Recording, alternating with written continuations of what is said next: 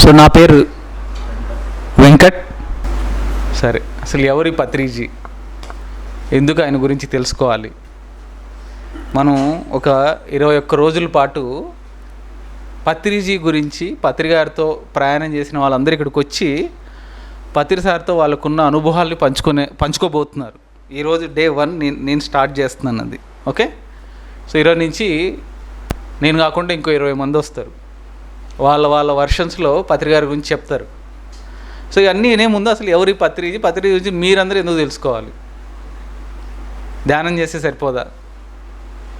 ఎవరు ఆయన, ఎందుకు తెలుసుకోవాలి, ఆయన ప్రత్యేకత ఏంటి?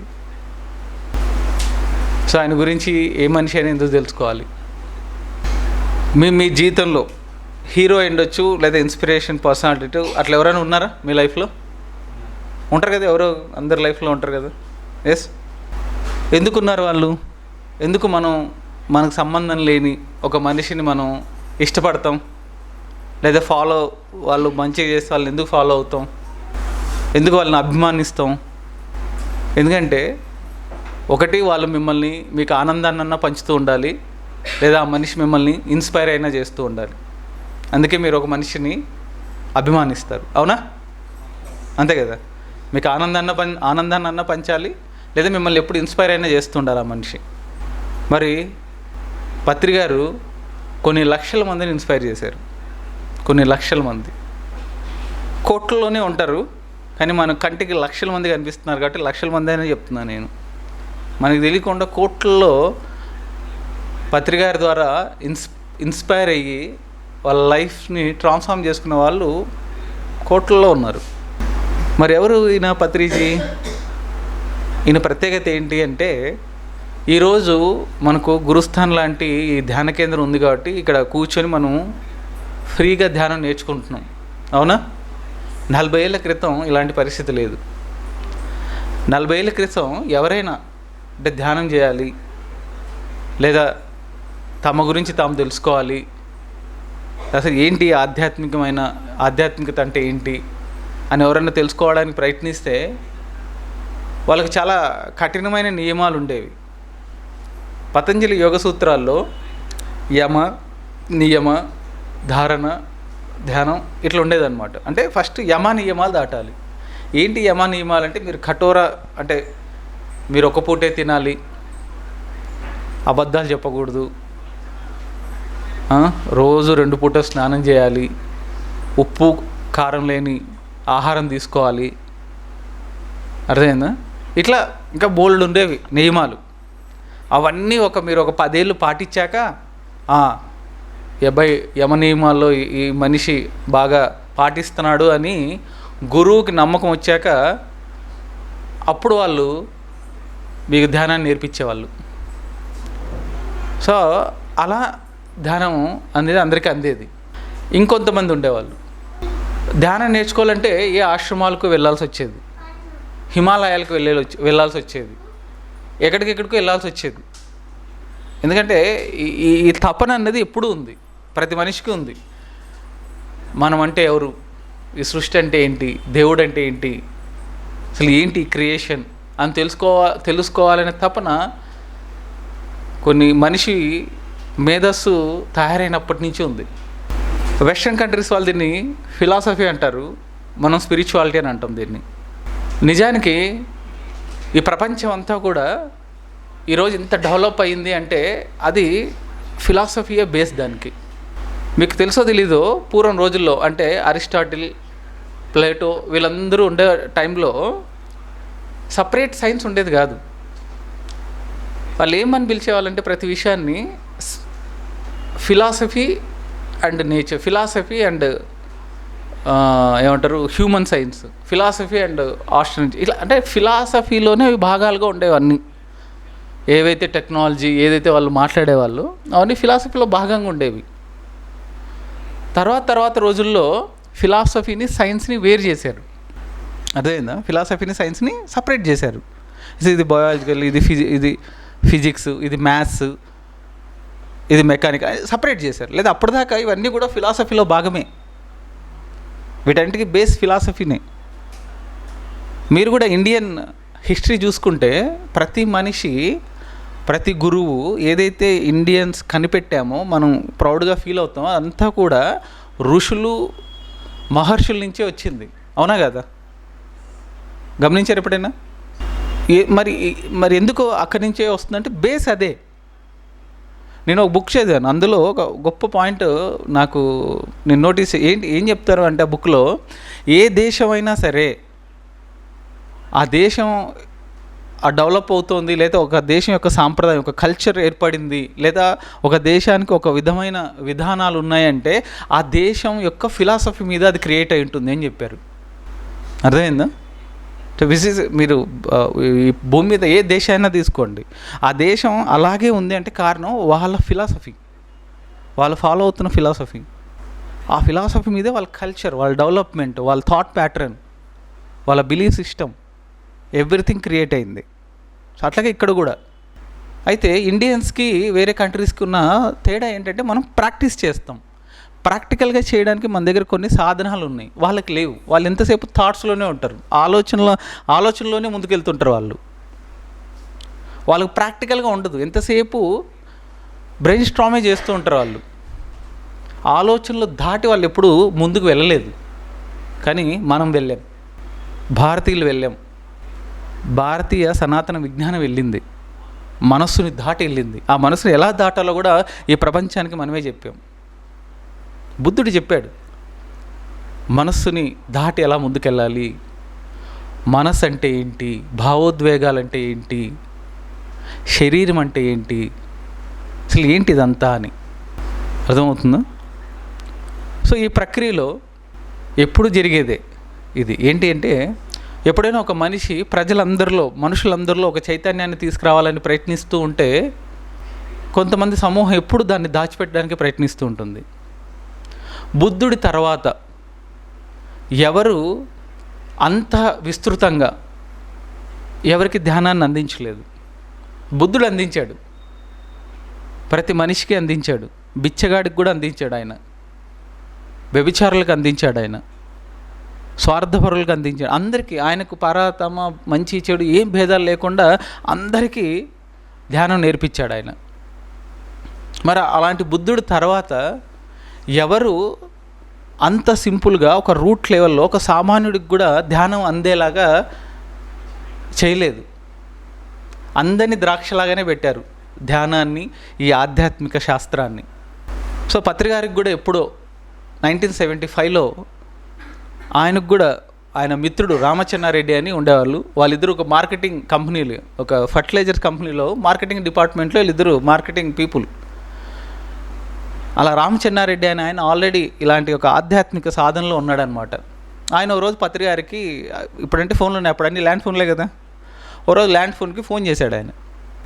ఆయన పేరు సుభాష్ పత్రి, అప్పుడు సుభాష్ అని పిలిచేవాళ్ళు.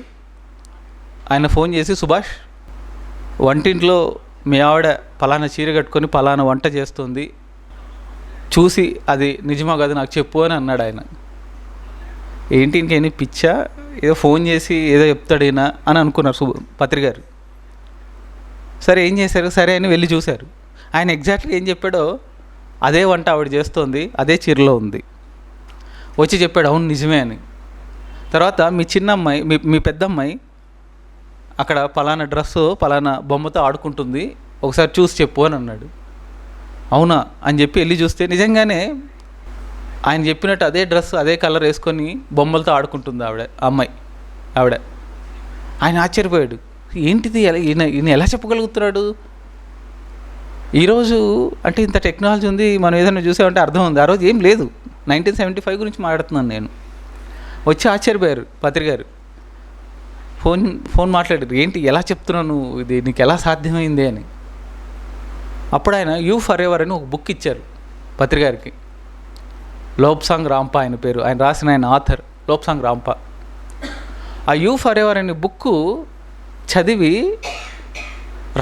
రాత్రి పత్రిగారు ఎన్లైటెండ్ అయిపోయారు. ఒక్క రాత్రిలోనే. మీరు అడగచ్చు, ఒక్క రాత్రిలో ఎన్లైటెండ్ అవ్వచ్చా అని. మీరు ఎన్లైటైన్మెంట్ అవ్వడానికి ఒక్క అడుగు దూరంలో ఉన్నప్పుడు ఒక్క అడిగే కదా మీరు వేస్తే అయిపోవడానికి. 99 అడుగులు మీరు ఆల్రెడీ వేసేసారు, అవునా కదా? మీరు గురుస్థానికి రావడానికి గేట్ దాకా వచ్చారు. మీకు తెలియదు గురుస్థానికి వచ్చినట్టు, కానీ ఒక్క అడుగు వేస్తే గురుస్థాన్ లోపలికి వచ్చేస్తారు, అవునా కదా? అదేవిధంగా పత్రి గారు కూడా ఆల్రెడీ ఆయన ఎన్లైటెండ్, ఆ చివరి ఒక్క అడుగు దూరంలో ఉన్నారు ఎన్లైటైన్మెంట్కి. ఎప్పుడైతే యూ ఫర్ ఎవర్ అనే బుక్ చదివారో ఆయన, ఒక్క రాత్రిలో ఆయన ఎన్లైట్మెంట్ అయ్యారు. ఆ రోజు అర్థమైంది ఆయనకు, అరే జీవితం ఇదా, క్రియేషన్ అంటే ఇదా అని అర్థమయ్యాక ఆయన ప్రయాణాన్ని మొదలుపెట్టారు, ఆధ్యాత్మిక ప్రయాణాన్ని. ఆయన సాధన చేయడం మొదలుపెట్టారు. కొన్ని వేల పుస్తకాలు చదివారు ఆయన. నేను ఇందాక చెప్పాను కదా, వెస్టర్న్ ఫిలాసఫీ, ఇండియన్ స్పిరిచువాలిటీ, ఈ రెండు గొప్పవే. కానీ వెస్టర్న్ ఇందాక చెప్పినట్టు ఇక్కడ సాధన ఉంది, కానీ ప్రాక్టికాలిటీ లేదు. వెస్టర్న్ దగ్గర ప్రాక్టికల్గా ఉంటారు వాళ్ళు, సాధన ఉండదు వాళ్ళ దగ్గర, కానీ ప్రాక్టికల్గా ఉంటారు వాళ్ళు. చాలా ప్రాక్టికల్ థింకింగ్ చాలా బాగుంటుంది వాళ్ళది. ఈ విషయాన్ని తెలుసుకున్న పత్రిక గారు ఏం చేశారంటే, వెస్టర్న్ ఫిలాసఫర్స్ అందరూ ఎవరెవరు ఉన్నారు, ఈ స్పిరిచువల్ సైంటిస్టులు అంటారు పత్రిక గారు వాళ్ళందరినీ, ఎవరెవరు ఉన్నారు, ఆ పుస్తకాలు ఏమున్నాయి అన్నది ఆయన రీసెర్చ్ చేయడం మొదలుపెట్టారు. అలా ఆయనకి కొన్ని వందల మంది మాస్టర్స్ కనపడ్డారు వెస్టర్న్ కంట్రీస్లో. Lobsang Rampa, Seth Ramtha, Linda Goodman, ఇంకా చాలామంది ఉన్నారు. సో వీళ్ళందరూ పుస్తకాలు చదివారు ఆయన. అలాగే భారతీయ ఎన్నో సంవత్సరాలకు వస్తున్న ఎన్నో పుస్తకాలు ఉన్నాయి, అవన్నీ కూడా చదివారు ఆయన. సో అవి ఆయనకు అర్థమైంది, ప్రస్తుతం ఈ జనరేషన్లో ఒక్క భారతీయ విజ్ఞానాన్ని పట్టుకుంటే సరిపోదు, మన వెస్టర్న్ విజ్డమ్ కూడా మనం తీసుకుంటే తప్ప మనం ముందుకు వెళ్ళలేమని ఆయన గ్రహించాడు. అందుకే ఇప్పటిదాకా ఏ గురువు, ఏ ఆధ్యాత్మికవేత్త చేయలేని ఒక సరికొత్త విధానాన్ని ఆయన సృష్టించాడు.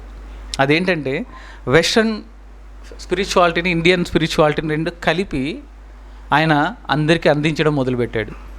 ఇది నా భూతో నా భవిష్యత్, ఇంతకుముందు ఎప్పుడు జరగలేదు ఇది. ఫస్ట్ టైం కలిపాడు ఆయన, రెండు ధృవాల్ని కలిపాడు ఆయన. ఈజ్ ద ఓన్లీ మ్యాన్ అది చేసిన వాళ్ళలో. అలా ఆయన ఎప్పుడైతే ఆయన ప్రయాణం ఆయన చేస్తున్నాడో, ఆయన ఎన్నో ఆర్గనైజేషన్స్ని చూశాడు, ఎన్నో అప్పటికే ఉన్న అన్ని స్పిరిచువల్ ఆర్గనైజేషన్స్కి తిరిగాడు ఆయన. అన్ని స్పిరిచువల్ ఆర్గనైజేషన్స్లో కూడా అన్నీ ఆ పాత రోతే కనపడింది తప్పిస్తే ఒక సరికొత్త విధానం లేదు, స్వేచ్ఛ లేదు. ఎక్కడ ఏ ఆధ్యాత్మిక సొసైటీలోనూ స్వేచ్ఛ లేదు. ఎంతసేపు ఒకటి చెప్తే ఇంకోడు ఫాలో అవ్వాలి, ఇంతే ఉంది. ఒక స్వేచ్ఛ లేదు, ఒక సైంటిఫిక్ టెంపర్ లేదు. ఎంత మూఢంగా వెళ్తున్నారు అందరూ. ఒక గురువు అనేవాడు కూర్చొని చెప్తే వీళ్ళ శిష్యులందరూ గుడ్డిగా విని చప్పట్లు కొట్టేవాళ్ళు. ఇదే ఉంది, సైంటిఫిక్ టెంపర్ లేదు స్పిరిచువాలిటీలో. సో ఆయనకి అర్థమైంది ఇది కరెక్ట్ కాదు. ఏది అప్రోచ్ అయినా మనకు ఒక సైంటిఫిక్ టెంపర్ కావాలి, ఒక సైంటిఫిక్ అప్రోచ్ ఉండాలి. మనం వ్యవసాయం చేస్తున్నాం, దానికి ఒక సైన్స్ ఉందా లేదా? వ్యాపారం చేస్తున్నాం, దానికి ఒక సైన్స్ ఉందా లేదా? ఒక బైక్ తయారు చేస్తున్నాం, దానికి ఒక సైన్స్ ఉందా లేదా? అలా ప్రతి దానికి సైన్స్ ఉన్నప్పుడు ఆధ్యాత్మిక శాస్త్రానికి కూడా ఒక సైన్స్ ఉంటుంది కదా. ఇది ఎందుకు మనం సైన్స్ లాగా ప్రజెంట్ చేయట్లేదు, ఒక భక్తిలాగా మనం ఎందుకు ప్రజెంట్ చేస్తున్నాం? ఎందుకంటే ఎవరు అంత సైంటిఫిక్గా అప్రోచ్ అవ్వలేదు కాబట్టి. అందరూ మూఢంగా గుడ్డిగానే ఆధ్యాత్మికతని అప్రోచ్ అయ్యారు. పత్రిక గారు మాత్రమే ఆ సైంటిఫిక్ అప్రోచ్తో స్పిరిచువాలిటీని అటైన్ చేశారు ఆయన. అప్పుడు అర్థమైంది, ఆ గ్యాప్ అర్థమైంది ఆయనకు. అప్పుడు ఆయన ఈ రెండింటిని మేళవించి అందరికీ చెప్పడం మొదలుపెట్టారు. అది విన్న ఒక్కొక్కళ్ళు వాళ్ళ జీవితాల్ని సరికొత్తగా మలుచుకోవడం మొదలుపెట్టారు అందరూ. ఈరోజంటే మనం ఇంతమంది ఉన్నాం.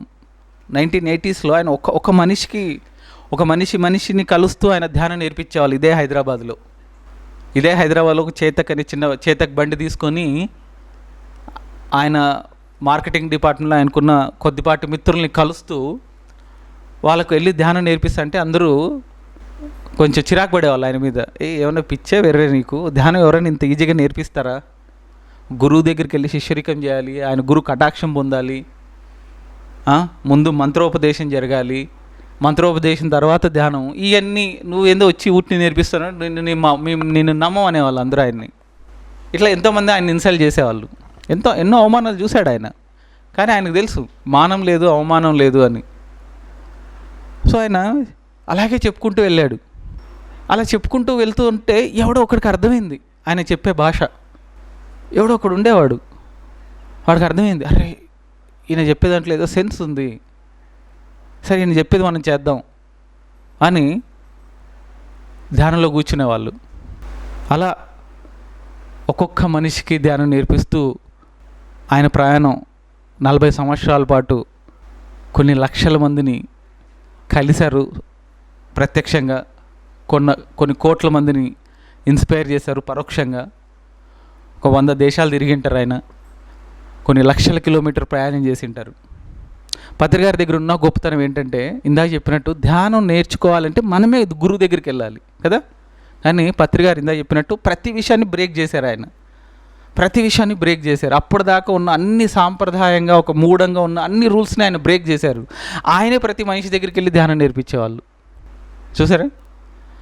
ఇప్పుడు మీరు చదువు రావాలంటే మీరు ఏం చేయాలి? మీరు స్కూల్కి వెళ్ళాలి, ఒక టీచర్ దగ్గరికి వెళ్ళాలి, అవునా కదా. కానీ టీచరే మీ దగ్గరికి వస్తే అది అంతకుముందు ఎప్పుడు ఈ ప్రపంచం చూడని ఒక కొత్త పంద అది. గురువే ప్రతి మనిషి దగ్గరికి వెళ్ళి ధ్యానం నేర్పించారు. వాళ్ళ పర్సనల్ లైఫ్లో ఉన్న ప్రాబ్లమ్స్ అన్నిటికీ సొల్యూషన్స్ చెప్పేవాడు ఆయన, గైడ్ చేసేవాడు ఆయన.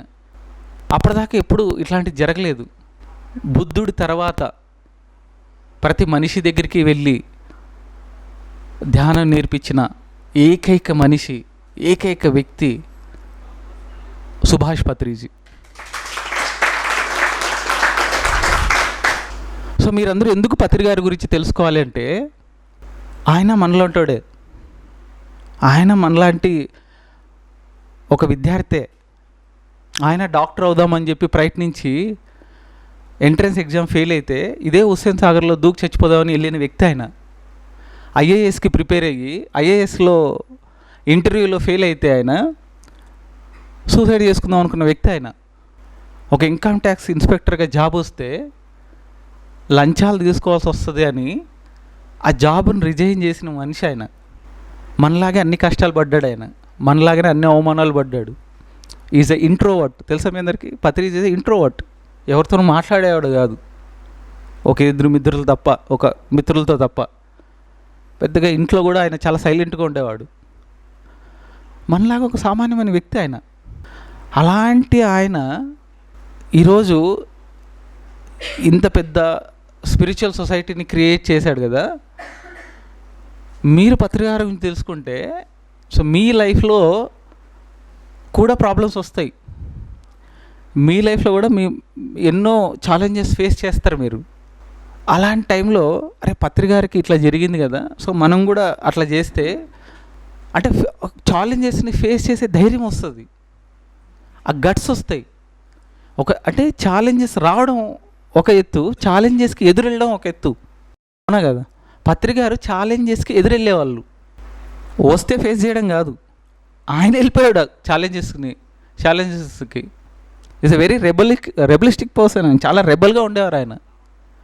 70 ఏళ్ళ వయసులో కూడా మేము ఎవరు ఆయనతో పోటీ కూడా పడలేమన్నమాట. అంత స్పీడ్, అంత ఫైర్లో, అంత దీంట్లో ఉండేవాళ్ళు పత్రి గారు. అందుకే ఎప్పుడు ఆయన 70 years ఓల్డ్ మ్యాన్లో కనపడలేదు మాకు ఎప్పుడు. ఈజ్ ఫర్ ఎవర్ యంగ్, అలాగే ఉండేవాడు ఆయన. సో ఇండియన్ స్పిరిచువాలిటీ వైరాగ్యం గురించి చెప్పేది. అంటే అన్నీ వేస్ట్, అన్నీ వృధా, ఏది శాశ్వతం కాదు, అన్నీ అశాశ్వతమే అని వైరాగ్యాన్ని బోధించేది ఇండియన్ స్పిరిచువాలిటీ. పత్రికారు వచ్చి వైరాగ్యం లేదు, మొత్తం వైభోగమే అని చెప్పాడు ఆయన. అంటే లైఫ్ ఈజ్ ఎ సెలబ్రేషన్ అని చెప్పాడు. అలా చేసి చూపించాడు ఆయన, అలాగే జీవించాడు ఆయన. మనం చిన్న విషయాలు మనకు అనుకూలంగా జరగకపోతే మనం డిప్రెషన్లోకి వెళ్ళిపోతాం, అవునా కదా. కానీ మీకు తెలుసా, పిరమిడ్ ఫ్యూచర్ సొసైటీలో చావుని వెల్కమ్ చేసి అక్కడ దాకా వెళ్ళొచ్చిన వాళ్ళు బోల్డ్ మంది ఉన్నారు.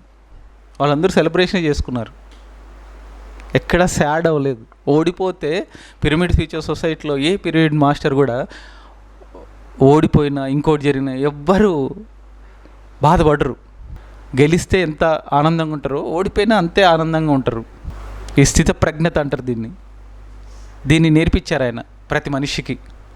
ప్రతి మనిషికి ఇంగిత జ్ఞానం నేర్పించారు ఆయన, కామన్ సెన్స్.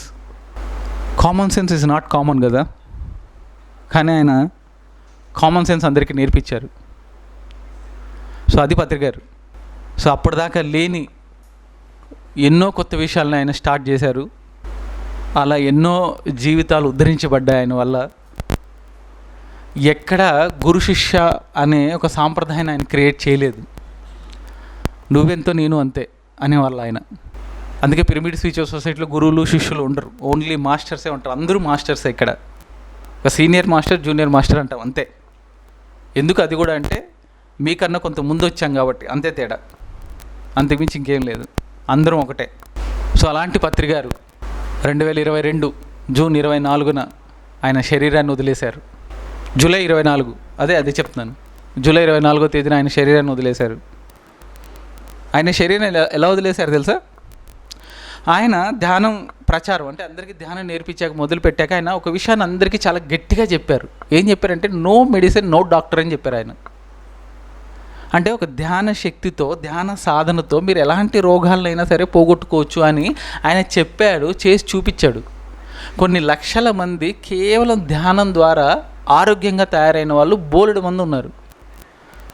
క్యాన్సర్తో వచ్చి చచ్చిపోవడానికి ఇంకా డాక్టర్లు వదిలేశారు, నువ్వు సస్తావు మేము ఏం చేయలేం అన్న వాళ్ళు కూడా పిరమిడ్ స్పిరిచువల్ సొసైటీలోకి వచ్చి ధ్యానం నేర్చుకొని బతికిపోయారు. కిడ్నీ ఫెయిల్యూర్స్ పీపుల్ ఎంతమంది, ఎన్ని కేసులు ఉన్నాయంటే లెక్కే లేదు. అంతమంది ధ్యానం ద్వారా రోగాలు తగ్గించుకున్నారు.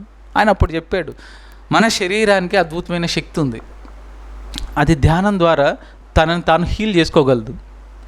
ఈ మెడిసిన్, ఈ డాక్టర్లు ఏం చేస్తున్నారంటే ఇంకా నాశనం చేస్తున్నారు శరీరాన్ని. అందుకని నో డాక్టర్ నో మెడిసిన్ అని చెప్పారు. అయితే ఈ శరీర ధర్మం ప్రకారం ఆయనకు కూడా కిడ్నీ ప్రాబ్లం వచ్చింది.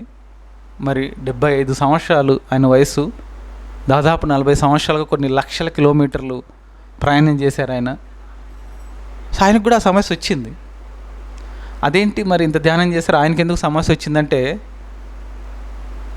తర్వాత వచ్చే మాస్టర్స్ మీకు దీనికి సమాధానం చెప్తారు. బట్ ఆయనకు ఒక సమస్య వచ్చింది, అది డాక్టర్లు ట్రీట్మెంట్ చేస్తే అది నయమవుతుందని చెప్పారు. ఆయన ఏ సిద్ధాంతం మీద అయితే ఈ 40 సంవత్సరాలు నిలబడ్డారో అదే సిద్ధాంతం మీద నిలబడి నేను డాక్టర్ దగ్గరికి వెళ్ళను, నేను ఇంగ్లీష్ మెడిసిన్ వేసుకోను అని చెప్పి శరీరాన్ని వదిలేశారు.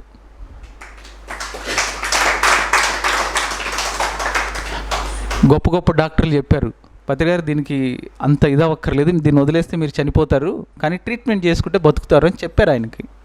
కానీ ఆయన చావుని లెక్క చేయలేదు. ఏ సిద్ధాంతం అయితే 40 సంవత్సరాలు బోధించాడో అదే సిద్ధాంతం మీద చివరి వరకు నిలబడి ప్రాణం పోయినా సరే ఆయన మాట తప్పకుండా శరీరాన్ని తృణప్రాయంగా వదిలేసి, భౌతిక శరీరంతో లేరు ఆయన, బట్ ఆయన ఉన్నారు. ఎన్నో జీవితాలు ఉద్ధరించబడ్డాయని చెప్పాను కదా, అలా ఉద్ధరించబడిన జీవితాల్లో నా జీవితం కూడా ఒకటి. ఎందుకంటే నేను మీలాగే హైదరాబాద్కి 2004లో వచ్చాను. ఏదో చేద్దాం అనుకున్నా, ఇన్ఫీరియారిటీ కాంప్లెక్స్ ఉండేది, అర్థమయ్యేది కాదు, భయం వేసేది. ఏమో హైదరాబాద్ అంతా పరిగెడతా ఉండేది. మనమేమో అనంతపూర్ అనే ఒక టౌన్ నుంచి వచ్చాను నేను. మనుషులు చూస్తేనే భయం వేసేది నాకు, ఏంట్రా ఇలా ఉన్నారు, మనం ఎప్పుడు వీళ్ళతో పోటీ పడతాం. హైదరాబాద్ అంతా పరిగెడతా ఉండేది, మనకేమో పరిగెత్తడం రాదు, తెలీదు. సో ఏదైనా చేద్దామంటే ఒక రకమైన భయం. అందరూ సక్సెస్ అవుతున్నారు, నేను సక్సెస్ అవ్వట్లేదు, అర్థమయ్యేది కాదు. గజిబిజిగా ఉండేది జీవితం, తెలిసిందే కదా. యంగ్ ఏజ్లో ఉన్నప్పుడు అన్ని రకాల అలవాట్లు ఉంటాయి, నాకు కూడా ఉన్నాయి. తాగేవాడిని, సిగరెట్ అలవాటు ఉండేది, మందు అలవాటు ఉండేది, విచ్చలవిడిగా ఉండేవాడిని. ఎన్నో ప్రశ్నలు ఉండేవి, ఏంటి లైఫ్, అందరూ సక్సెస్ అవుతుంది, ఎందుకు సక్సెస్ అవ్వలేకపోతున్నా? అందరి జీవితాల్లో క్లారిటీ ఉంది, ఎందుకు నా జీవితంలో క్లారిటీ లేదు? అరే అందరూ ఎంత బాగా ముందుకెళ్తున్నారు, నేను ఎందుకు వెళ్ళలేకపోతున్నా అని ఎన్నో ప్రశ్నలు ఉండేవి. ఎందుకు, ఏంటి దేవుడు అంటే ఏంటి, ఎందుకు ఈ ఒకరికి ఎక్కువ ఇచ్చి ఒకరికి లేకపోవడం ఏంటిది, ఒకడికి సక్సెస్ ఇచ్చి ఒకడికి ఫెయిల్యూర్ ఇవ్వడం ఏంటిది, అసలు ఏంది ఇదంతా, ఈ గోల్ అంతా ఏందని నాకు కూడా చాలా ప్రశ్నలు ఉండేవి. కానీ నాకున్న ఆర్థిక పరిస్థితుల వల్ల నేను ఏ గురువు దగ్గరకో లేదా ఏ పెయిడ్ డబ్బులు ఇచ్చి ధ్యానం, డబ్బులు ఇచ్చి యోగా, డబ్బులు ఇచ్చి నేర్చుకునే పరిస్థితి కాదు నాది. అలాంటి సమయంలో నేను ఒకరోజు సిటీ బస్సులో ట్రావెల్ చేస్తుంటే నా పక్కన కూర్చున్నాడు ఒక ఆయన, పిరమిడ్ మాస్టర్ సత్యానందం గారు అని. ఆయన నాకు సిటీ బస్సులో ధ్యానం నేర్పించాడు. మీరంటే లక్కీ, పిల్లోస్ ఉన్నాయి, మంచి ఎన్విరాన్మెంట్ ఉంది, ఫ్యాన్లు ఉన్నాయి, అన్నీ ఉన్నాయి, మీరు ధ్యానం నేర్చుకుని. నేను సిటీ బస్సులో నేర్చుకున్నా మెడిటేషన్.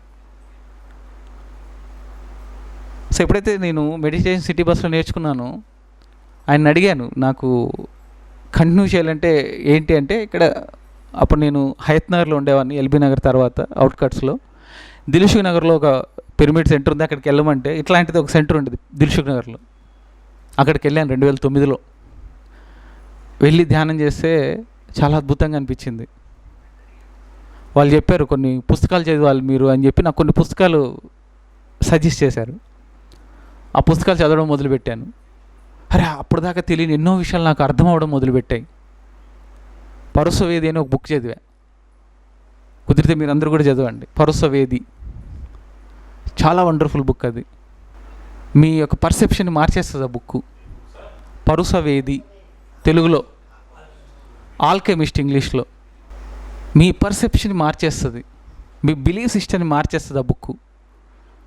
ఆ తర్వాత సీక్రెట్ అని ఒక బుక్ చదివా, నా మైండ్ బ్లో అయిపోయింది ఆ బుక్ చదివాక. లా ఆఫ్ అట్రాక్షన్ గురించి. అప్పుడు అర్థమైంది ఎందుకు నా జీవితం అలా ఉంది అని. ఆ తర్వాత పత్రి గారిది సాహసం అని ఒక ఆడియో క్యాసెట్ విన్నా. అరే మనిషి అంటే ఇలా కదా ఉండాల్సిందని ఆ ఆడియో క్యాసెట్ విన్నాక నాకు అర్థమైంది.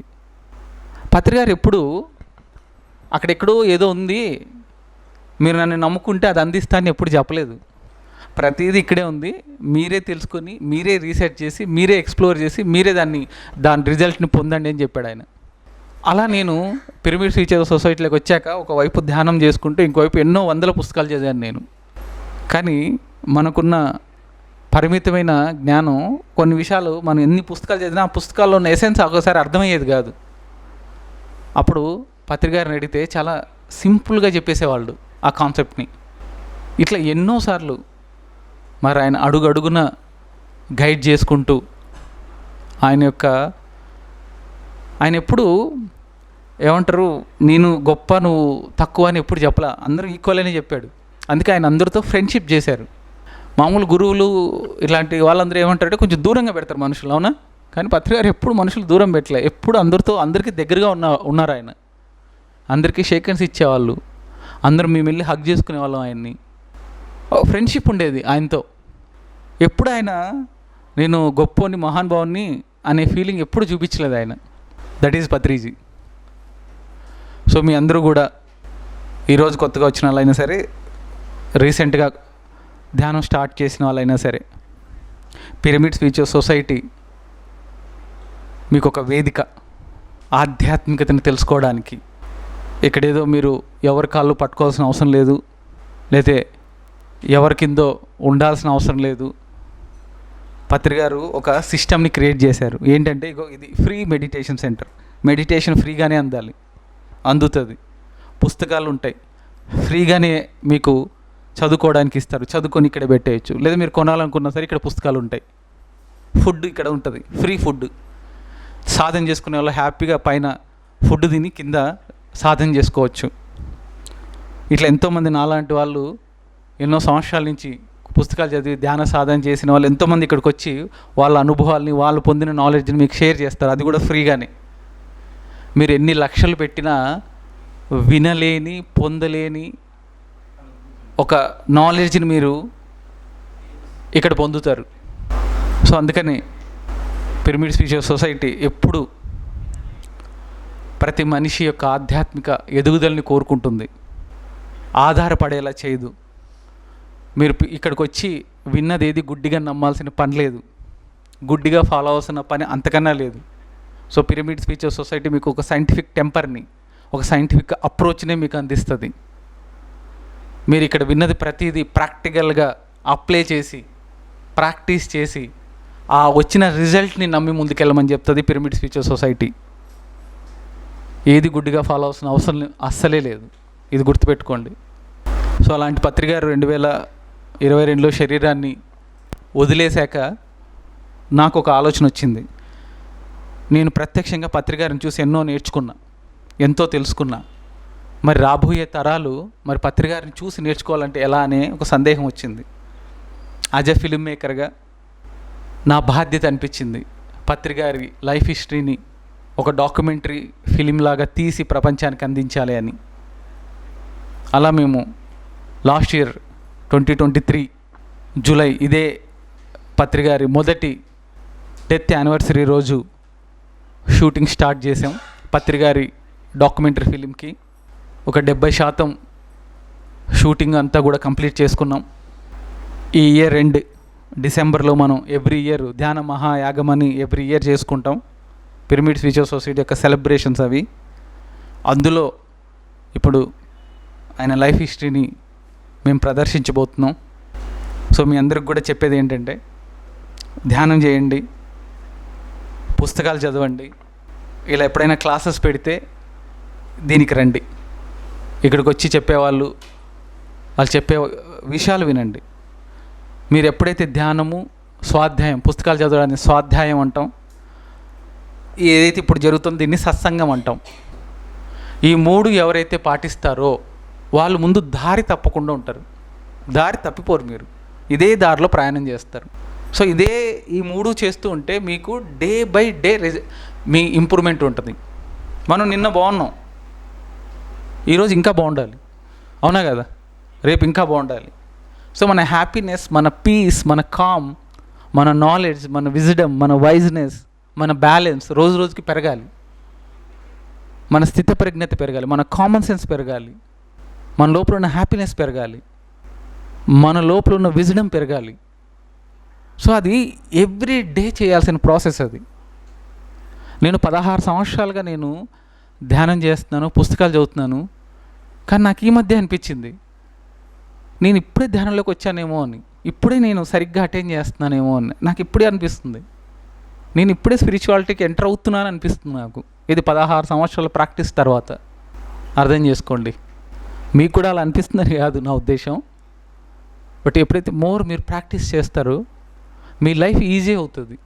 కారణరహిత ఆనందం దొరుకుతుంది మీకు. అంటే మీ జీవితంలో ఉండే ఆనందానికి కారణాలు అక్కర్లేదు.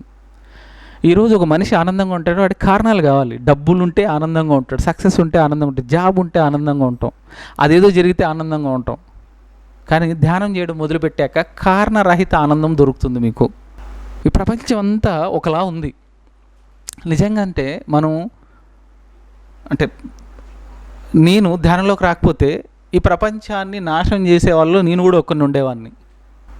మీకు తెలుసో తెలీదో మీరందరూ కూడా ఈరోజు ప్రపంచాన్ని నాశనం చేస్తున్నారు, ప్రత్యక్షంగాను పరోక్షంగాను. సో మేము ప్రపంచాన్ని కాపాడుతామని అనట్లేదు, కానీ పాడు చేయని గ్రూప్లో ఉన్నాం. మాది పాడు చేయని సమూహం. సో మీరు మా సమూహంలోకి వస్తారా? పాడు చేసే సమూహంలోనే ఉంటారా? చెప్పండి. ఈ ప్రపంచానికి మేలు చేసే సమూహంలో ఉంటారా, డ్యామేజ్ చేసే సమూహంలో ఉంటారా? సో ఈ ప్రపంచానికి ఎలాంటి మనుషులు అవసరం ఉంది? ఈ ప్రపంచంలో ఎలాంటి మనుషులు కావాలి? హెల్ప్ఫుల్ మనుషులు కావాలి, నేచర్ని కాపాడే మనుషులు కావాలి, ధ్యానం చేసేవాళ్ళు కావాలి. నేను అన్నిటికన్నా ముఖ్యంగా నేను ఏమనుకుంటే ఎదుటి మనిషిని అర్థం చేసుకునే మనుషులు కావాలని నేను నమ్ముతాను. అంతేనా? ఎస్. అంటే ఎదుటి వ్యక్తిని అర్థం చేసుకునే మనుషులు కావాలి. నాని సినిమాలో పిల్ల జమీందార్లో డైలాగ్ నాకు బాగా ఇష్టం. అంటే దేవుడు వాడుకోవడానికి వస్తువుల్ని, ప్రేమించడానికి మనుషుల్ని ఇస్తే మనుషులు రివర్స్లో వస్తువులు ప్రేమించి మనుషులు వాడుకుంటున్నారు అని. ఇలా మనం ఎక్కడో దారి తప్పిపోయాం. ఈ ప్రయాణంలో మనం ఎక్కడో దారి తప్పిపోయాం. మళ్ళీ మనం సరైన దారిలోకి రావాలి అంటే మనతో మనం ఉండాలి, మన లోపలికి మనం ప్రయాణం చేయాలి. ఈ భూమి మీద ఎన్నో రకాల ధ్యాన పద్ధతులు ఉన్నాయి, ఎన్నో రకాల ఆధ్యాత్మిక సంస్థలు ఉన్నాయి, ఎంతోమంది మనుషులు ఉన్నారు. నేను అన్నీ ప్రయత్నించాను. నేను పిరమిడ్ ఫ్యూచర్ సొసైటీలోకి వచ్చి నాకు కూడా డౌట్ వచ్చింది, ఏంటి అబ్బా పిరమిడ్ ఫ్యూచర్ సొసైటీయే గ్రేటా, ఇంకేం లేవా, అంతా వీళ్ళు డబ్బా కొట్టుకుంటున్నారు అని నాకే అనిపించి నేను ప్రయత్నించని యోగా లేదు, నేను ప్రయత్నించని మెడిటేషన్ లేదు. కన్యాకుమారి నుంచి ఋషికేశ్ వరకు అన్ని ఆధ్యాత్మిక సంస్థలకి నేను తిరిగాను.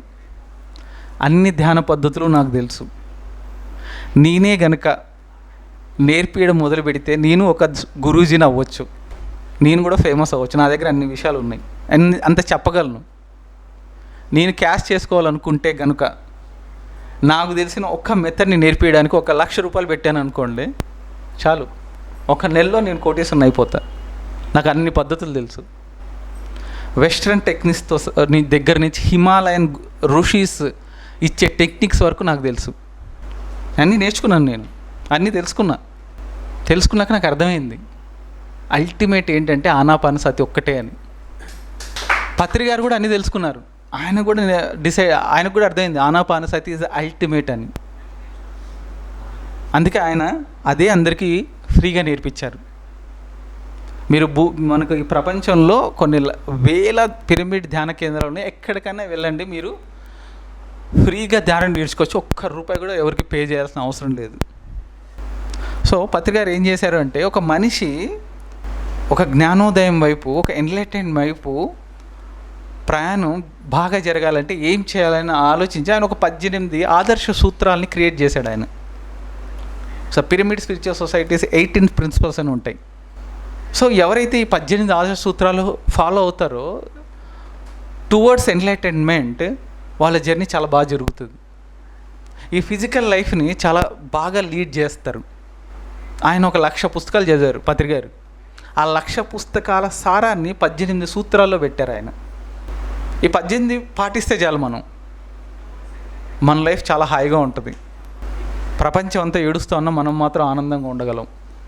కామన్ సెన్స్ పనిచేస్తుంది మనకు. లైఫ్ని వండర్ఫుల్గా లీడ్ చేయగలుగుతాం. సో లైఫ్ వండర్ఫుల్గా తయారవుతుంది అంతే. నేను ఇలాంటి ఒక మెడిటేషన్ సెంటర్లోనే మా ఆవిడ్ని కలిశాను. అంటే నాకు పెళ్ళి వద్దు అనుకున్నాను. నేను నా జీవితంలో అసలు పెళ్ళి గోలే వద్దు, నాన్ సెన్స్ పెళ్ళి అంటే అని ఫిక్స్ అయిన వ్యక్తిని నేను.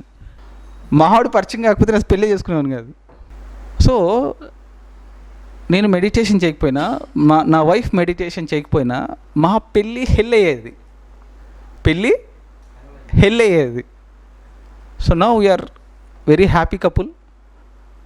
గొడవ పడవని నేను చెప్పట్లేదు, గొడవలు పడతాం, బట్ మాకు ఒక అండర్స్టాండింగ్ ఉంటుంది. మేము ఆలోచిస్తాం ఏ థాట్ మమ్మల్ని గొడవ పడేలా చేసిందని. ఆ థాట్ యొక్క రూట్స్కి వెళ్తాం మేము. అక్కడి నుంచి చేంజెస్ చేస్తాం. వద్దని ఏదో పైన చెయ్యం మేము. ప్రతి దానికి ఒక కారణం ఉంటుంది. ఆ కారణాన్ని ఎత్తుక్కుంటూ వెళ్తాం. మెడిటేషన్ చేస్తాం. మాకు ఒక పాప ఉంది, 7 years. దానికి పేరెంట్స్ అందరూ పిల్లల్ని చాలా దారుణంగా ట్రీట్ చేస్తూ ఉంటారు. తెలియదు పాపం వాళ్ళకు కూడా వాళ్ళు ఏం చేస్తున్నారు అన్నది. సో మేము ఏం చేసాం అంటే కాన్షియస్ పేరెంటింగ్ని స్టార్ట్ చేసాం. అంటే మా పాపని మేము రిస్ట్రిక్ట్ చెయ్యం, తనకు స్వేచ్ఛనిస్తాం. ప్రతి డిసిషన్ తను తీసుకునేలా మేము గైడ్ చేస్తాం. తను హైపర్ ఉండదు. పిల్లలు చాలామంది హైపర్ ఉంటారు. తను హైపర్ ఉండదు, కానీ యాక్టివ్గా ఉంటుంది, హైపర్ ఉండదు. ఇలా మేము ఏం చేసామంటే తను ప్రెగ్నెంట్ టైం నుంచి మెడిటేషన్ హెల్ప్ తీసుకొని మా పాప బర్త్ ఇచ్చాం మేము. సో మేము ఒక కొత్త జనరేషన్ని స్టార్ట్ చేసాం. ఒక కాన్షియస్ బీయింగ్స్ని మేము తయారు చేస్తున్నాం. అంటే ఇందాక చెప్పాను కదా, ఈ ప్రపంచానికి ఎలాంటి మనుషులు కావాలంటే ఇట్స్ కాన్షియస్ బీయింగ్స్ కావాలి.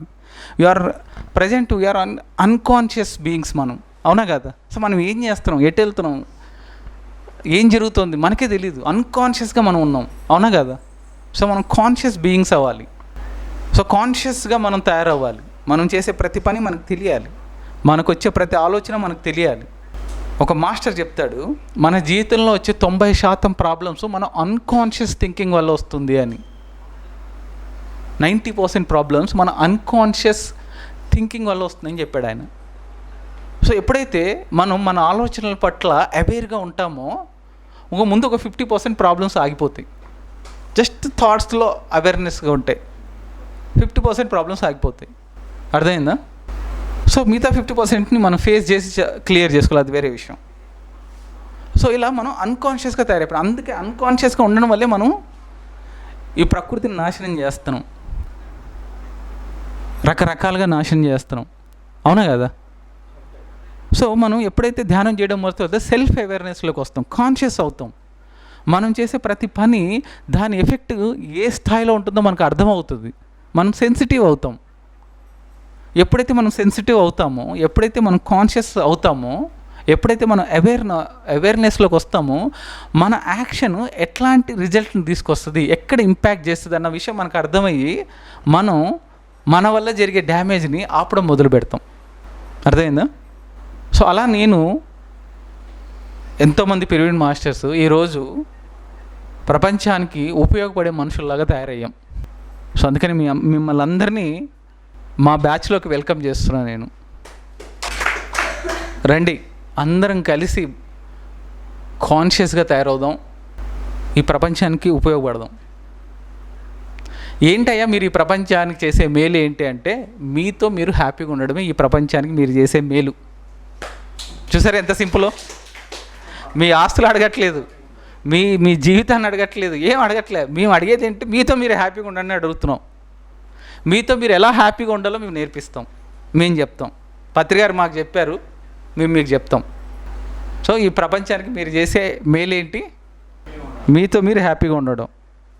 నాకేమైనా ఇస్తారా దీనివల్ల? నాకేమైనా వస్తుందా చెప్పండి? ఏం రాదు కదా. కానీ నాకు స్వార్థం ఉంది. ఏంటంటే అది, నేను హాయిగా ఉండాలంటే మీరందరూ కూడా హాయిగా ఉండాలి. నేను బాగున్నాను కానీ మీరంతా బాగాలేరు అనుకోండి. నేను హ్యాపీగా ఉన్నాను, మీరందరూ దుఃఖంలో ఉన్నారనుకోండి, నన్ను హ్యాపీగా ఉంచగలరా మీరు? నా హ్యాపీనెస్ ఎలా పోకూడదామని ట్రై చేస్తారు, అవునా కదా? అది మీరు కూడా హ్యాపీగా ఉన్నారనుకోండి, చచ్చినట్టు అందరూ హ్యాపీగా ఉండొచ్చు. అది మా స్వార్థం. ఈ భూమి మీద హ్యాపీ పీపుల్ని తయారు చేద్దామన్న స్వార్థం మాది. మేము స్వార్థపరులం మీకన్నా. సో కాబట్టి అందరం ధ్యానం చేద్దాం, జీవితంలో కొంత లైట్ని, కాంతిని తెచ్చుకుందాం. అంటే జీవితంలో చీకటి ఎక్కువైపోయింది, డార్క్నెస్ ఎక్కువైపోయింది. అందరూ ఇట్లా మంచిగా ఇక్కడ కూర్చొని తలలు ఊపుతున్నారు, కానీ ఒక్కసారి కళ్ళు మూసుకుని లోపు చూసి ఎంత డార్క్నెస్ ఉంటుంది అంటే చూడ్డానికి మీరే భయపడతారు. మీ లోపల ఉన్న ఒక దుర్మార్గుడు ఉంటాడు మీ లోపల, పైకి మంచిగా వైట్ షర్ట్ వేసుకొని మంచిగా నవ్వుతున్నారు అందరూ, లోపల ఒక దుర్మార్గుడు ఉంటాడు. ఆర్జీవి చెప్తాడు, అవకాశం లేక అందరూ మంచోళ్ళు అని. అవునా కదా? అవకాశం లేక మనం మంచోళ్ళం. సో అట్లా వద్దు, కాన్షియస్గా మంచోళ్ళగా ఉందాం. మంచోళ్ళగా నటించడం కాదు, బేసిక్గా మనం మనిషి అంటేనే మంచోడు. శ్రీకాంత్ అడ్డాల అకార్డింగ్ శ్రీకాంత్ అడ్డాల మనిషి అంటేనే మంచోడు, అవునా కదా? సో అలా మనిషిగా బతుకుతాం. మానవత్వంతో బతికేవాడే మంచోడు, ఆడే మనిషి అకార్డింగ్ మీ. సో కాబట్టి నేనేమంటున్నా అంటే, మీరు మీలా బతకండి, అదే మీరు ఈ సృష్టికి, ఈ ప్రపంచానికి, ఈ సొసైటీకి మీరు చేసే మేలు. కాబట్టి మిమ్మల్ని అందరినీ పిరమిడ్ ఫ్యూచర్ సొసైటీలోకి వెల్కమ్ చేస్తున్నాను. రండి, హ్యాపీగా ఉందాం, హ్యాపీగా ఉంచుదాం, ఒక హ్యాపీ ప్రపంచాన్ని సృష్టిద్దాం. ఎందుకంటే మీరు గమనిస్తే ప్రపంచం అంతా అస్తవ్యస్తంగా ఉంది. ఎక్కడ చూసినా ఏదో రకమైన దుఃఖం, ఏదో రకమైన వైలెన్స్. నేను చూస్తున్నాను. నేను చాలామంది మిత్రులు ఉన్నారు, నా ఫ్రెండ్స్ ఉన్నారు, ధ్యానం చేయండిరా, కొంచెం పుస్తకాలు చదవండి అంటే చదవరు, గొడవలు పడుతూ ఉంటారు, ఫ్రస్ట్రేషన్లో ఉంటారు, డిప్రెషన్లో ఉంటారు, యాంగ్జైటీ, రకరకాల రోగాలు, 35-40 ఏళ్ళకి షుగర్లు, బీపీలు. అడబ్బా, ఈ మధ్య నా ఫ్రెండ్ ఒకటి చచ్చిపోయాడు, బ్రెయిన్ స్ట్రోక్ వచ్చి చచ్చిపోయాడు. అని ఏమనాలి నేను? ఇంకా నేనేం బాధవల్లే, మా వాళ్ళందరూ నేను బాధవల్లే. ఎందుకంటే వాడు చేసుకునే కర్మ అది. వాడు ప్రయత్నించలేదు, వాడు ఏం ప్రయత్నించలేదు, వాడు గురించి వాడు తెలుసుకోవడానికి ప్రయత్నించలేదు, చచ్చిపోయాడు. సో అలా ఎవరు ఉండొద్దు. మనం తెలుసుకుందాం, నాలెడ్జ్ని తెచ్చుకుందాం, కాన్షియస్గా తయారవుదాం. మనం చేసే ప్రతి యాక్షన్ మన శరీరం మీద, మన చుట్టూ ఉన్న మనుషుల మీద, ఈ సొసైటీ మీద పడుతుందనే అవేర్నెస్ తెచ్చుకుందాం, సరిగ్గా బతుకుదాం. నేను మెడిటేషన్కి వచ్చిన కొత్తల్లో మా రిలేటివ్స్ చాలామంది నన్ను తిట్టేవాళ్ళు. అరే నేను మెడిటేషన్కి వచ్చాడు, నా వయసు 21-22 ఇయర్స్ అంతే. అరే నువ్వు 21-20 ఇయర్స్ నువ్వు లైఫ్లో ఏం చేయాలి, ఎంత సాధించాలి, అది చేయాలి, ఇది చేయాలి, మేము మెడిటేషన్ అనుకుంటూ ముసలోళ్ళ మాటలు మాట్లాడుతున్నాం తిట్టేవాళ్ళు నన్ను. కానీ ఈరోజు మా రిలేటివ్స్లో ఎవరికి ఏ ప్రాబ్లం వచ్చినా నాకు ఫోన్ చేసి ఎట్లా చేయాలని అడుగుతారు ఇప్పుడు. సీరియస్లీ, నాకన్నా పెద్దవాళ్ళే, మా మామయ్యలు, మా బాబాయ్లు, కొంతమంది నాకు ఫోన్ చేసి అడుగుతారు, ఇట్లా ఉంది ఏం చేయమంటావు అని. నేను పలానా పుస్తకం చదవని చెప్తా, లేదా మెడిటేషన్ చేయండి అని చెప్తా. వాళ్ళకి అక్కడ దొరికేస్తుంది, వాళ్ళు దే ఆర్ హ్యాపీ. సో నేను అనేది ఏంటంటే, ఫ్రీగా వచ్చింది కాబట్టి దీని విలువ మీకు అర్థం కాదేమో. మేబీ అర్థం చేసుకునే వాళ్ళు కూడా ఉంటే ఇట్స్ అ వెరీ గ్రేట్నెస్. ఒకవేళ అర్థం కాని వాళ్ళకి చెప్తున్నా, త్రివిక్రమ్ శ్రీనివాస్ గారు చెప్పినట్టు మంచినీళ్ళు ఫ్రీగే, కానీ డబ్బులు పెట్టి మందు కొనుక్కొని తాగి పాడైపోతుంటాం. గాలి ఫ్రీయే, కానీ సిగరెట్ తాగి హెల్త్ని పాడు చేసుకుంటూ ఉంటాం. అవునా కదా? సో విలువైనవి ఏవి డబ్బులతో సంబంధం ఉండదు. అందులో మెడిటేషన్ కూడా ఒకటి. ఓకే, సో ఇలాంటి ఒక వండర్ఫుల్ మెడిటేషన్ని హిమాలయాల నుంచి హైదరాబాద్ దాకా, హైదరాబాద్ నుంచి మన ఇంటి దాకా, మన ఇంట్లో నుంచి మన దాకా తీసుకొచ్చిన పత్రిక ఒక్కసారి గట్టిగా క్లాప్స్ కొడదాం. ఆయనే కనుక లేకపోతే నాలాంటోడు ఇక్కడ కూర్చొని మాట్లాడలేడు. ఆయనే కనుక లేకపోతే మీరందరూ ఇక్కడ కూర్చొని ఇదంతా వినలేరు. ఆయనే కనుక లేకపోతే ఇంత గొప్ప విజ్డమ్, ఇంత గొప్ప విజ్ఞానం ఒక సామాన్యుడికి కూడా అందేది కాదు. పిరమిడ్ స్పిరిచువల్ సొసైటీకి ఇంకో గొప్పతనం ఏంటంటే, పిరమిడ్ స్పిరిచువల్ సొసైటీలో బిచ్చమెత్తుకుంటూ బతికిన వాళ్ళు కూడా ఈరోజు మెడిటేషన్ నేర్చుకుని ఇలాంటి క్లాస్కి వచ్చి క్లాస్ చెప్తున్నారు తెలుసా. అడుక్కునే వాళ్ళు ఇలా అడుక్కుంటూ ఒక ధ్యాన కేంద్రంకి వెళ్ళి ఆ ధ్యాన కేంద్రంలో ఉన్న ఒక మాస్టర్ ధ్యానం నేర్పిస్తే ఆ ధ్యానం నేర్చుకొని బిచ్చమెత్తుకోవడం మానేసి ధ్యానం చేసి ఈరోజు నాలాగా అన్ని ఊర్లకు తిరిగి క్లాసెస్ చెప్తున్నాడు ఒక ఆయన. బిలీవ్, మీరు నమ్ముతారా? కానీ ఇది పిరమిడ్ స్పిరిచువల్ సొసైటీ జరుగుతుంది. ధ్యానం అంటే బాగా డబ్బులు సంపాదించో లేకపోతే అన్ని సౌకర్యాలు అన్నీ ఉండి చేసేవాళ్ళని అనుకుంటాం. కానీ ఏ రోజుకి ఆ రోజు కూలీ చేసుకుంటూ కూడా ధ్యానం చేస్తున్న వాళ్ళు పిరమిడ్ సొసైటీలో బోల్డ్ మంది ఉన్నారు. అరకు దగ్గర పాడేరు అని ఒక ఏజెన్సీ ప్రాంతం అది. అక్కడ పెట్టుగోడలని ఒక ఊరుంది. మహా అయితే ఒక 100 ఇల్లు ఉంటాయి అక్కడ, అంతే. వాళ్ళందరూ మాంసాహారులు, తాగుబోతులు, ఎప్పుడు వాళ్ళ ఊరిలో గొడవలు జరుగుతూ ఉండేవి. అలాంటి ఊరికి నాలాంటోడు ఒకడు పోయాడు, ధ్యానం నేర్పడం మొదలుపెట్టాడు. 1 ఇయర్లో ఏం జరిగింది అంటే అక్కడ ఆ ఊర్లో వాళ్ళందరూ మాంసం మానేశారు, మందు మానేశారు. ఈ 2 మానేశాక గొడవలు పడడం కూడా మానేశారు. ఓకే, వాళ్ళు ట్రైబ్స్ కదా, వాళ్ళకి ఏం తెలియదు పాపం. పొద్దున్న కూలికి వెళ్ళాలి, సాయంత్రం కూలి నుంచి వచ్చిన డబ్బులతో సారా తాగాలి, స్పృహ లేకుండా పడుకోవాలి, ఇదే తెలుసు. అలాంటి వాళ్ళు ఈరోజు మెడిటేషన్ నేర్చుకుని ఆ ఊరంతా మీరు రోజు వెళ్తే పొద్దునుంచి సాయంత్రం కూలీ చేసి ఇంటికి వెళ్ళిపోయి ఫ్రెష్ అయిపోయి ఊరంతా అక్కడ పిరమిడ్ కట్టుకున్నారు వాళ్ళు. పిరమిడ్ మెడిటేషన్ సెంటర్ ఉంది అక్కడ. ఊరంతా కలుస్తుంది, కలిసి ఇలా కూర్చొని అందరూ కలిసి ధ్యానం చేస్తారు.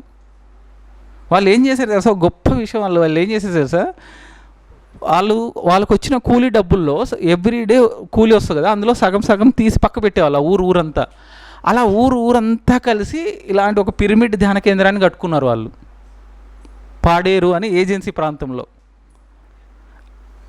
ఇది పిరమిడ్ స్పిరిచువల్ సొసైటీలోనే జరుగుతుంది, ఇంకెక్కడ జరగలేదు. అంత రూట్ లెవెల్లో ఒక డే టు డే ఒక కూలీ కూడా ధ్యానం నేర్చుకోగలిగాడు అంటే అది పత్రిగారి వల్ల, ఇది పిరమిడ్ స్పిరిచువల్ సొసైటీ వల్లనే జరిగింది. ఇంకొక గొప్ప రెవల్యూషన్ పిరమిడ్ స్పిరిచువల్ సొసైటీ ఏంటి తెలుసా, పిరమిడ్ స్పిరిచువల్ సొసైటీలో హిజ్రాస్ ఉన్నారు, ధ్యానం చేసేవాళ్ళు. ఒక గ్రూప్ ఉంది, హిజ్రాస్ గ్రూపు. వాళ్ళు మెడిటేషన్ చేస్తారు, వాళ్ళు వెళ్ళి మెడిటేషన్ టీచ్ చేస్తారు, వాళ్ళు శాకాహార ర్యాలీలు చేస్తారు. హిజ్రాస్ అంటే తెలుసు కదా, వాళ్ళ లైఫ్ ఎంత దారుణంగా ఉంటుంది, అంటే వాళ్ళ లైఫ్ మనం వాళ్ళలాగా ఒక 1 అవర్ కూడా బతకలేం, అంత టఫ్ ఉంటుంది వాళ్ళ లైఫ్. వాళ్ళు వినలేరు అసలు వాళ్ళ దగ్గరికి ఎవరు వెళ్ళి ధ్యానం నేర్పిస్తారు? అరే వాళ్ళకి నేర్పించడం వాళ్ళకి అర్హత లేదంటారు, అవునా కదా? కానీ అలాంటి వాళ్ళకు కూడా పత్రిగారు ధ్యానం నేర్పించారు. అలా నేర్చుకున్న ఒక హిజ్రాస్ అందరికీ, రాష్ట్రంలో దేశంలో ఉన్న హిజ్రాస్ అందరికీ ధ్యానం నేర్పిస్తుంది. కానీ వాళ్ళు ధ్యానం నేర్చుకొని ఎంత బాగా తయారయ్యారంటే వాళ్ళని చూస్తే ముచ్చటేస్తుంది. That is Patriji, that is pyramid spiritual society. Pyramid spiritual సొసైటీలో హిందువులు ఉన్నారు, ముస్లిమ్స్ ఉన్నారు, క్రిస్టియన్స్ ఉన్నారు, సిక్కులు ఉన్నారు, జైన్స్ ఉన్నారు, అన్ని మతాల వాళ్ళు ఉన్నారు, అన్ని కులాల వాళ్ళు ఉన్నారు. కులరహితంగా, మతరహితంగా ఏదైనా ఉంది అంటే అది పిరమిడ్ స్పిరిచువల్ సొసైటీయే. శ్రేయస్ డాగా అని ముంబైలో ఒక పెద్ద బిజినెస్ మ్యాన్ ఉంటాడు. చాలా ఆయన టర్న్ ఓవరే కొన్ని వేల కోట్లు ఉంటుంది. పత్రికారు వాళ్ళ ఇంటికి వెళ్తూ ఉంటారు రెగ్యులర్గా. పత్రికారు వాళ్ళ ఇంటికి ఎలా వెళ్తారో మహబూబ్ నగర్ అనే ఒక జిల్లాలో ఒక మారుమూల పల్లెటూరులో ఒక గుడిసెలో ఉన్న వ్యక్తి ఇంటికి కూడా అలాగే వెళ్తారు ఆయనకి ఇద్దరికి తేడా లేదు. ఆ 1000 కోట్లున్న శ్రేయాన్స్ డాగాని ఎలా చూస్తారో ఆ పల్లెటూరులో ఆ గుడిసెలో బతికే మాస్టర్ని కూడా ఆయన అలాగే చూస్తాడు, అలాగే చూశాడు, అలాగే ఉన్నాడు ఆయన. ప్రత్యక్షంగా మేమే చూసాం చాలాసార్లు. సో ఇదంతా పత్రికారిని గ్రేట్ చేయడానికి కాదు నేను చెప్తోంది, లేదా పత్రికారిని దేవుడు చేయడానికి నేను చెప్పట్లేదు.